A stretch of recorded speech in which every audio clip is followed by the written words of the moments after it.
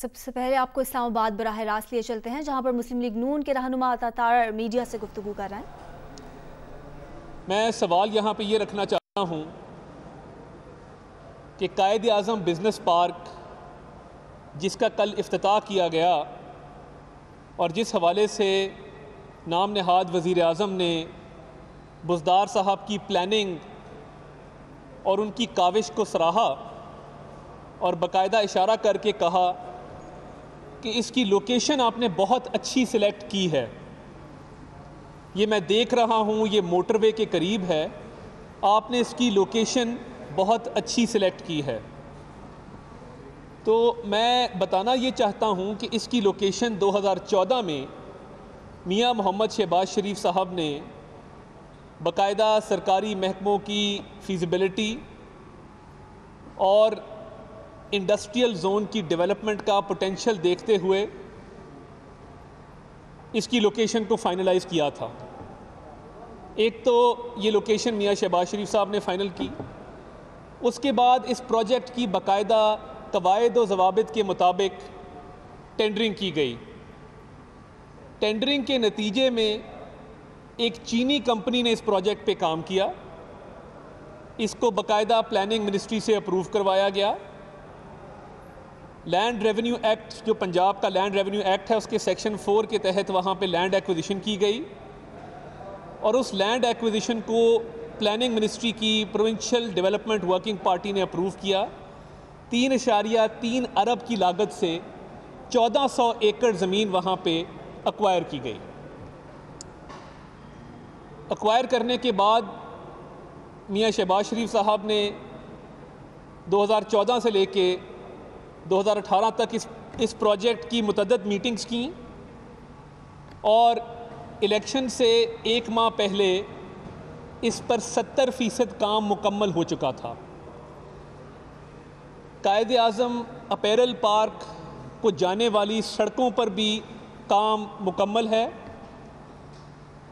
और पिछले 2 साल से हुकूमत पंजाब वहाँ की गैस की सप्लाई के लिए जो एप्लीकेशंस दी थीं वो अब तक पेंडिंग पड़ी हैं, उस पर फ़ैसला नहीं हो सका।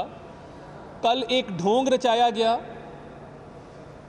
एक ढोंग रचा के अवाम की आंखों में धूल झोंकी गई और अगर उस्मान बुज़दार साहब के हवाले से उनकी कारकर्दगी, जो कि कारकर्दगी अच्छी होती है या बुरी होती है, कारकर्दगी का आप मुआवजा करते हैं किसी और की कारकर्दगी के साथ, उनकी तो कारकर्दगी है ही नहीं।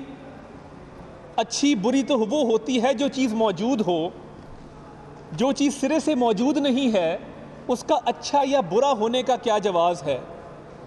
और एक पुराने प्रोजेक्ट जो शहबाज शरीफ साहब का विज़न था, जिस पे 70% काम मुकम्मल था, उसको उस्मान बुज़दार का विज़न डिक्लेयर करना, उसको उस्मान बुज़दार की ज़ात से मंसूब करना, फिर उसी प्रोजेक्ट की लोकेशन और उस प्रोजेक्ट के हवाले से उसकी कारकर्दगी को सराहना। तो मैं समझता हूँ कि ये ढोंग रचाया गया, ये सिर्फ़ इसलिए रचाया गया कि बहाना चाहिए था उस्मान बुज़दार की रुखसत के हवाले से जो अफवाहें गर्दिश कर रही थीं उनको ख़त्म करने का एक बहाना चाहिए था। तो आप कोई और प्रोजेक्ट पकड़ लेते, किसी और प्रोजेक्ट का संगे बुनियाद रख देते। मगर अफसोस की बात यह है कि या तो आपके इर्द गिर्द लोग आपको बताते नहीं हैं, या वाकई आप इतने मासूम हैं कि उसकी लोकेशन प्रोजेक्ट की और उसकी तकमील के हवाले से आपने उस्मान खान बुज़दार को सराहा। और उस्मान खान बुज़दार को अगर आप पूछ लेते कि भाई ये तुमने कब ज़मीन सेलेक्ट की थी, तो वो शायद आगे आएँ बाएँ शाएँ करता और आपको जवाब देने से कासिर रहता। मगर आपने भी उससे बाज़पुर्स ना की कि इस प्रोजेक्ट की अप्रूवल कब हुई, इस पे लागत कितनी आई और इस प्रोजेक्ट की साइट तुमने कैसे सिलेक्ट की। तो ये अफसोसनाक है कि जिसको वसीम अकरम का नाम दिया गया वो अपने खिलाड़ी आउट करने पे तुला हुआ है। वो जब से आया है मैं ना मानूं की पॉलिसी है। चीफ सेक्रेटरीज वो 4 तब्दील करवा चुका है, आईजीज वो 5 तब्दील करवा चुका है, वज़ीरों मशीरों को वो रोज़ तब्दील करवाता है और जो उसको तंग करे वो नैब न्याजी गठजोड़ के नतीजे में जेल भी चला जाता है, चाहे वो वज़ीर हो। तो कारकर्दगी है कहाँ पे? पिछले 2 साल के अंदर कोई एक ईंट भी लगी हो? एक ईंट नहीं है जो पिछले 2 साल में लगी हो। मियां नवाज शरीफ की क़यादत में जिस टीम ने डिलीवर किया, मियां शहबाज शरीफ साहब ने पंजाब में जो मंसूबे लगाए, ये उसको मेंटेन कर लेते तो बहुत बड़ी बात थी। उसमें सॉलिड वेस्ट मैनेजमेंट के सिस्टम्स हैं, उसमें पार्क्स एंड हॉर्टिकल्चर अथॉरिटी है, उसमें बिजली के मंसूबे हैं, उसमें हस्पताल हैं, उसमें 3 मेट्रो बस प्रोजेक्ट हैं। रावलपिंडी, इस्लामाबाद, मुल्तान और लाहौर का जो मेट्रो बस प्रोजेक्ट्स हैं, ये 90 किलोमीटर के प्रोजेक्ट्स तकरीबन बनते हैं, जिसके ऊपर 91-92 अरब की लागत आई और ये अपनी पाया तकमील को पहुँचे। तो जो अब तक पेशावर BRT है, जिसको 3.5 साल से ऊपर हो गए हैं, उसकी तकमील के हवाले से कोई डेट अभी सामने ही नहीं आई। और वो एक प्रोजेक्ट 22 किलोमीटर का, उसकी जो कॉस्ट है वो 125 अरब से तजावज़ कर गई है। और इस दफ़ा भी बजट में उसके लिए 2 अरब रुपया रखा गया है। एशियन डेवलपमेंट बैंक की रिपोर्ट चीख चीख के पूछती है कि नाकस मटीरियल इस्तेमाल हुआ, आपने जो कॉरिडोर बनाया उसकी चौड़ाई इतनी है ही नहीं कि वहाँ से बस गुजर सके। पूरा पेशावर शहर आज खंडर का मंजर पेश कर रहा है। तो हमने तो 3 मेट्रो बस प्रोजेक्ट खड़े किए हैं, आपकी अपनी कारकर्दगी क्या है? पूरे KPK में 7 साल से आपकी हुकूमत है, एक बर्न सेंटर नहीं है, एक चिल्ड्रन हॉस्पिटल नहीं है। हमने तो अस्पतालों के जाल बिछाए, 12,000 मेगावाट बिजली लगाई, मगर आपका वतीरा बन चुका है कि जो प्रोजेक्ट्स या तो हम मुकम्मल करके गए या जो हमने शुरू किए उस पर अपनी तख्तियां लगा के एक ढोंग रचा के उसका क्रेडिट क्लेम करने की कोशिश है। आप लाहौर सखर मोटरवे को देख लें, आप कामयाब जवान प्रोग्राम को देख लें। कामयाब जवान program prime ministers youth program के नाम से मियां नवाज शरीफ साहब के दौर में शुरू हुआ, उसका नाम चेंज करके और उसका अब क्रेडिट क्लेम किया जा रहा है। ये आपका विजन था? क्या आप इस प्रोजेक्ट को लेके आए हैं? इंसाफ सेहत कार्ड को देख लीजिए, मियां नवाज शरीफ साहब ने लॉन्च किया हेल्थ कार्ड्स का सिस्टम, उस पर भी अपने जमात के रंगों का झंडा लगा के उस पर भी क्रेडिट क्लेम किया जा रहा है। द्यामिर भाषा की लैंड एक्विजिशन, 125 अरब रुपए की वो लैंड एक्विजिशन मुकम्मल हुई मियां नवाज शरीफ के दौर में, उस पर भी इमरान खान साहब क्रेडिट क्लेम कर रहे हैं। आपका अपना विजन है क्या? आपके अपने प्रोजेक्ट्स हैं कौन से? और आपने अब तक किया क्या है? जो आपने किया है वो भी कौम के सामने है। आटा हो उसकी किल्लत, चीनी हो उसकी किल्लत, पेट्रोल हो उसकी किल्लत, और इस वक्त जो वीट क्राइसिस है वो शिद्दत इख्तियार करता जा रहा है। गंदम की कटाई के बाद गंदम इंपोर्ट करना समझ से बाहर है। हम ऐसा मुल्क थे जो गंदम एक्सपोर्ट किया करते थे, और इस वक्त वज़ीर जो हैं नेशनल फूड सिक्योरिटी के, वो पार्लियामेंट में खड़े होकर सवाल करते हैं कि जी गंदम गई किधर? आपकी हुकूमत है, आप बताइए गंदम कहाँ गई? इन तमाम हालात के ज़िम्मेदार इमरान नियाज़ी हैं, क्योंकि अगर चीनी का क्राइसिस भी देखा जाए तो उनको बताया गया था कि इस दफ़ा पैदावार कम है और पैदावार कम होने की वजह से किल्लत पैदा होगी, तो इसको एक्सपोर्ट ना किया जाए। वज़ीर आज़म पाकिस्तान ने एक्सपोर्ट करने का फ़ैसला किया, और उसके बाद उस्मान खान बुज़दार साहब ने सब्सिडी दी। इस सब्सिडी से मुस्तफ़ीद होने वाले जो चीनी कमीशन रिपोर्ट में सरे फहरिस्त जिनका नाम है जहांगीर खान तरीन साहब का, उनको NRO दे के इमरान खान साहब ने रात के अंधेरे में जिस तरह रुखसत किया वो भी कौम के सामने है। तो ये जो खाता है तो बताता भी है कि हुकूमत है कि हमने इतना खाया है, तो हमने ये पब्लिश भी की है रिपोर्ट। तो ज़िम्मेदारों को कैफरे किरदार तक कौन पहुंचाएगा उनको, और उनके खिलाफ एक्शन कौन लेगा? जहांगीर खान तरीन साहब ने 56 करोड़ की सब्सिडी ली। सब्सिडी लेने के बाद उन्होंने जब चीनी यहाँ से एक्सपोर्ट की तो डॉलर का रेट 155 था, जिससे उनको मुनाफा हुआ।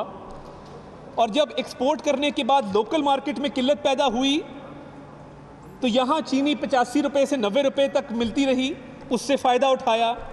लगभग 100 अरब का फ़ायदा जहांगीर खान तरीन साहब ने इससे उठाया। उनके ख़िलाफ़ कोई एक्शन नहीं है और मौसूफ़ को ये तौफीक ना हुई कि वो जाने से पहले एक बयान जारी करते कि जी मैं बाहर जा रहा हूँ, इलाज के गर्ज से जा रहा हूँ। जब चोर चोर के नारे लगे तो 3 दिन बाद बाहर से वजाहती बयान जारी हुआ कि मैं बाहर आ गया हूँ। पेट्रोल के क्राइसिस के पीछे क्या था? रातों रात जो पेट्रोल नायाब था वो दस्तयाब किस तरह हो गया, और वो किसकी डील हुई, किसके साथ हुई? किस हुकूमती नुमाइंदे ने ऑयल सप्लाई करने वाली कंपनीज के साथ डील की, जिसमें ऑयल सप्लाई कंपनीज को जो मुनाफा जा रहा था वो 17% से 90% पर चला गया, और रातों रात जो है वो पेट्रोल दस्तयाब हो गया। अभी आटा जो है वो 40 किलो का जो है वो 2200 से 2000 मिल रहा है, गवर्नमेंट का रेट 1400 है। तो ये क्राइसिस दर क्राइसिस का कौन जिम्मेदार है?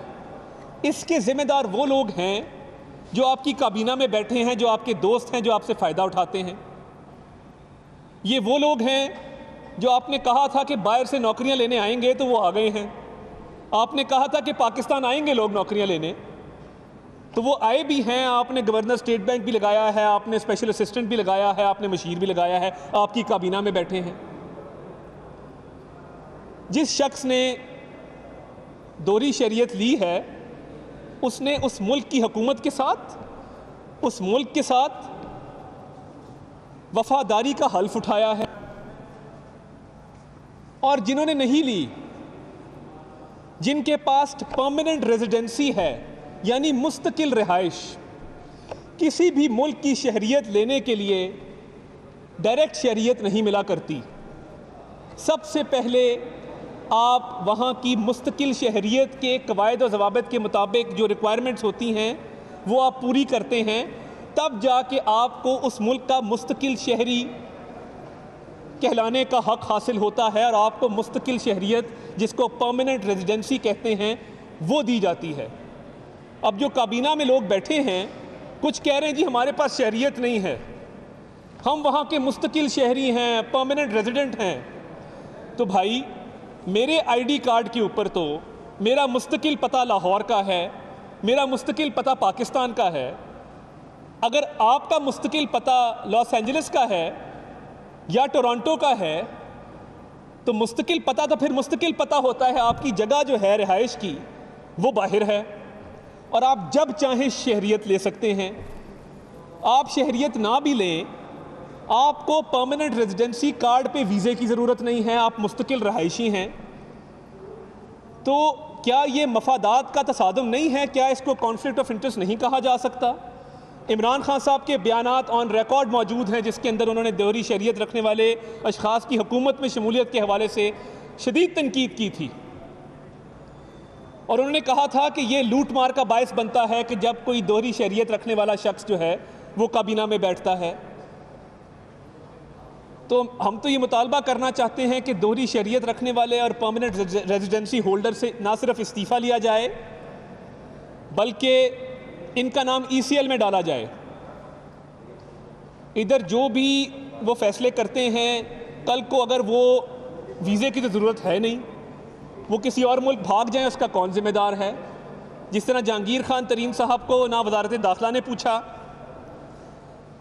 वज़ीर दाखिला को कानो कान ख़बर ना हुई, और इसी तरीके से